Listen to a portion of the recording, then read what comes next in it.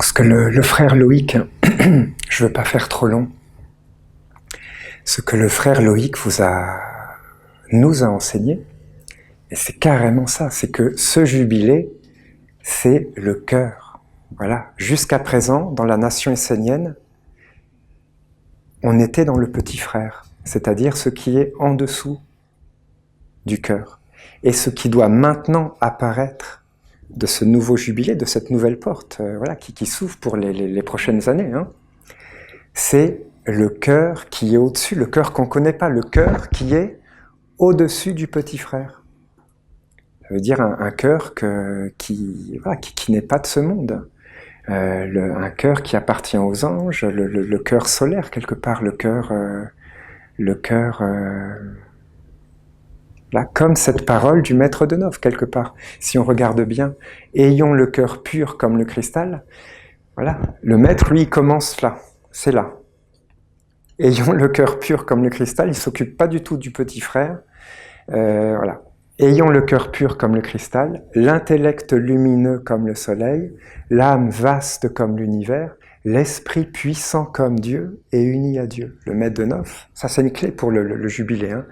Ayons le cœur pur comme le cristal. Voilà, ça c'est une clé. C'est comme aussi ce que le frère David a reçu dans le temple, je pense que c'était le temple du culte du feu. Il a reçu cette clé pour le jubilé, le frère David, que cette parole du Maître Jésus, que celui qui veut sauver sa vie la perdra. Le petit frère, celui qui veut sauver sa vie, le petit frère, la perdra. Celui qui la perdra à cause de moi, pour moi, par amour pour moi, ça veut dire le Christ, le monde divin, par amour pour Dieu, pour les anges, pour les mondes purs, sacrés, celui qui perdra sa vie pour les mondes purs, les mondes sacrés, la trouvera et trouvera la vie véritable. Voilà, ça c'est une clé. Il faut vraiment que vous si vous voulez, quelque part passer la porte. Ben voilà, c'est des clés. Il faut méditer sur ces trésors sacrés de l'enseignement. Celui qui cherche à sauver sa vie, qui veut sauver sa vie personnelle, sa vie mortelle, sa vie éphémère, la perdra. Celui qui la perdra pour moi, pour l'enseignement divin, pour les mondes supérieurs, pour les anges, les archanges, les dieux, la trouvera la vie véritable, le secret, quelque part, le trésor. Là, il entrera dans le cœur supérieur, le cœur qu'on ne connaît pas, Faut pas s'illusionner. C'est un cœur qui doit apparaître, que nous, les Esséniens, on doit former, qu'on doit faire apparaître par notre travail commun, par notre étude tous les jours dans le temple, par notre dévotion, par nos rites, par nos œuvres, nos réalisations, par les villages, par tout ce qu'on réalise, tout ce qu'on porte. C'est ça qu'on doit faire apparaître, un cœur que le monde ne connaît pas, un cœur supérieur, un cœur qui appartient aux anges, qui doit être la maison des anges. C'est comme dans ce psaume 40 de Gabriel, donc c'est le psaume où l'archange Gabriel nous parle du maître qui vient après le maître Olivier Manitara. Donc c'est un psaume qui avait été donné, si je me souviens bien, en janvier 2007. Janvier 2007. Et donc dans ce psaume, l'archange dit « dans plusieurs années ». Là, il ne dit pas dans 1 an, 2 ans, 3 ans, 5 ans, 10 ans, 15 ans, 20 ans, 30 ans, on ne sait pas. C'est les mystères. Et pourquoi ? Parce que c'est la protection. Ça doit être protégé. Tout ça, ça doit être caché. Parce que si c'est su, eh bien voilà, tout de suite, il peut y avoir des yeux, il peut y avoir des regards. Mais ce maître-là, qui vient après le maître, il a le droit d'être un enfant. Il a le droit d'avoir une vie dégagée, d'être un véritable enfant, avec les joies des enfants, les peines des enfants, les expériences des enfants.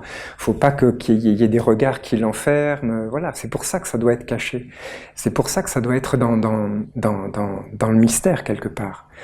Et voilà, donc l'archange dit, dans plusieurs années, viendra dans cette nation un enfant, donc qui sera formé par tout ce que vous faites, vos chants, vos danses, vos études, vos méditations, voilà, tout ce qu'on fait, tout ce qu'on élabore, c'est comme un placenta divin, pour que cet enfant, il ait un corps et voilà, que ça, quand ce sera le moment, quand il sera en âge d'accomplir sa mission, que ça vienne sur lui, que ça soit comme une fécondation, une illumination, une union des mondes, et qu'il puisse porter ça, ce travail, qu'on aura tous ensemble réalisé, tous ensemble,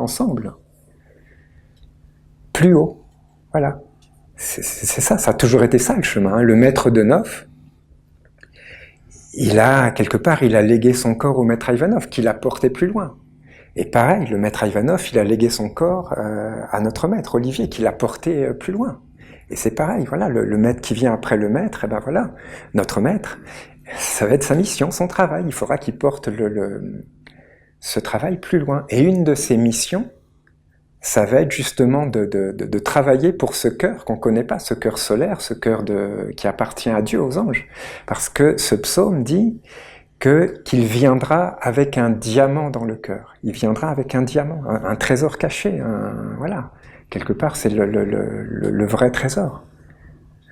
Voilà, il viendra avec un diamant dans le cœur. Et donc ça va être son travail de travailler à l'avènement de ce cœur, de le faire fleurir, que ce soit comme une fleur qui s'épanouisse non seulement en lui, mais aussi dans toute la communauté, voilà, de le faire apparaître comme un trésor, comme un bien commun. Parce que quelque part, tout ça, ça ne nous appartient pas, ça appartient à Dieu, c'est les semences de Dieu qui ne nous appartiennent pas, mais dont on est responsable et qu'on doit faire fleurir, parce que c'est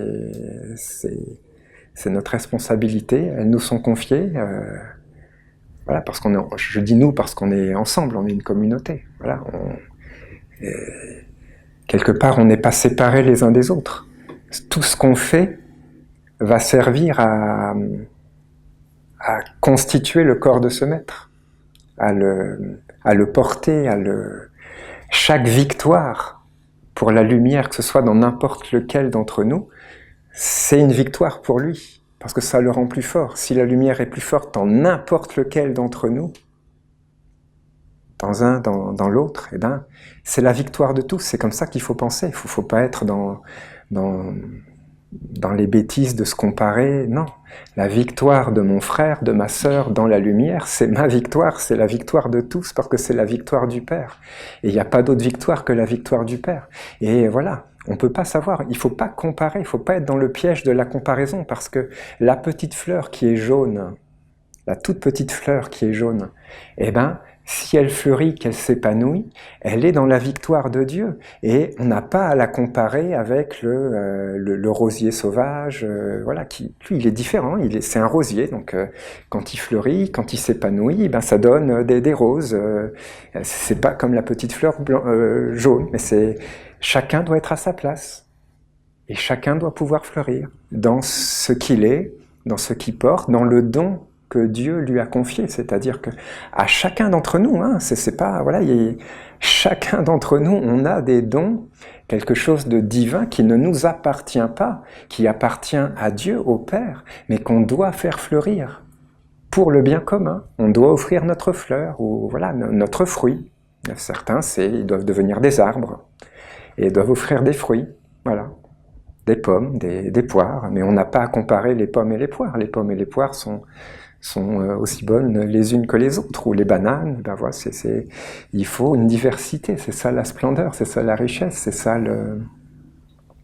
c'est comme ça que le Père a voulu le monde, une diversité, il n'a pas voulu qu'on soit, il y a des psaumes d'ailleurs dans la Bible qui en parlent, c'est une diversité, ça doit foisonner, ça doit jaillir de tous les côtés, ça doit être une floraison, une fructification de chacun et de tous, dans le rayon individuel de chacun.